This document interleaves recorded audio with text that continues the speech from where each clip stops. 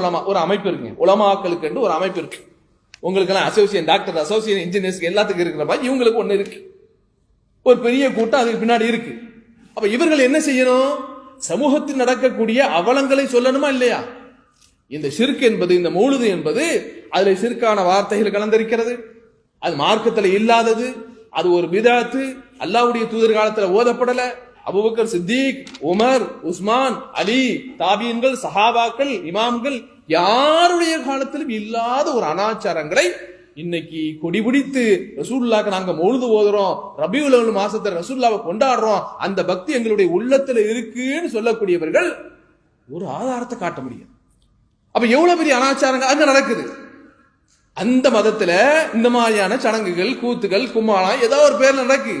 இத காப்பி அடிச்சிட்டு இன்னைக்கு பள்ளிவாசல் இல்ல, வன்னல் மசாஜதில் இல்ல பலா ததுவு அல்லாஹ் அஹதா, பள்ளிவாசல்கள் அல்லாஹ்வுக்கு